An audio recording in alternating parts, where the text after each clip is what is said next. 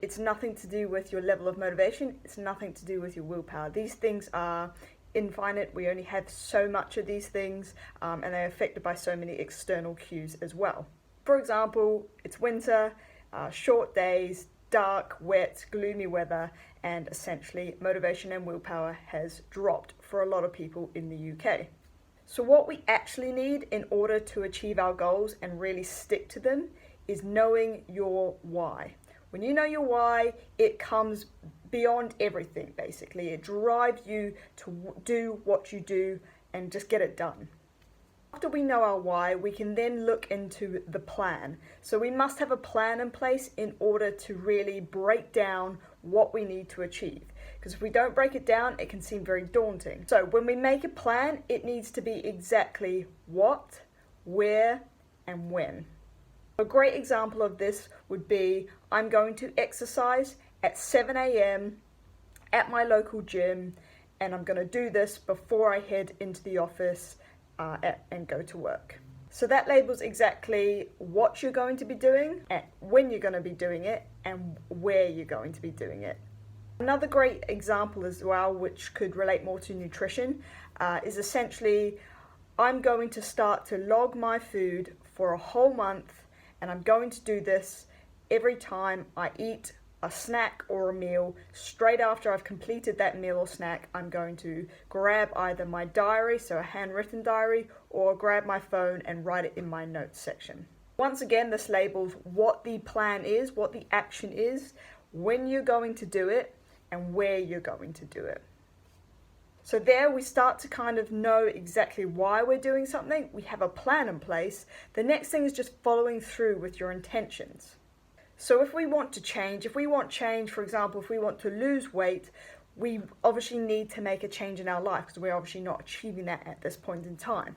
So for you to want change, for you to have change, you need to really, really want it. You need to have that desire that you will go above and beyond and make things happen. A simple example is when you want a doctor's appointment, what do? You know why you need to go see the doctor. You essentially then call the doctor and you make an appointment. You make it for a specific time, a specific place, and essentially then straight away you've made a plan. And then once that is planned, you then follow through with your intentions and you go and see the doctor. Therefore, you have a time, a place, and a date, and someone that you're holding yourself accountable to.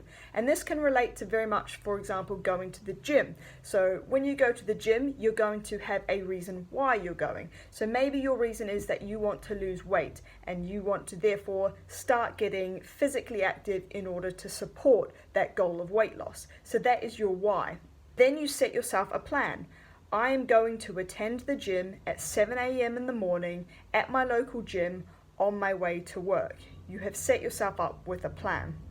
Then you need to obviously follow through with those intentions. And this can be the more difficult part for some people, and they may need to hold themselves accountable to someone. And that's when coaching comes in. So coaching can be great for holding yourself accountable, and also, for example, having a PT. So when my clients come in and see me as their PT, they've made an appointment with me. I'm expecting them to show up. They are expecting me in the gym to guide them with their exercise and their training. They are accountable to me, and therefore makes or takes away any kind of doubt as to if they should be attending or not, because they're coming to see me. They don't want to let me down. It's exactly the same with online coaching. So when I work with my clients online, when we check in, we go through their different levels of training, what they've achieved for that week. We make plans as to when they're going to train and how much is possible within their schedule. All these things and these weekly check-ins, and keeping themselves accountable to me, and me kind of regularly sending them messages and seeing how they're getting on throughout their week, allows them to stay accountable to me as their coach. It's not all about motivation and willpower. These things will dip and dive over certain periods of times, and usually through external cues.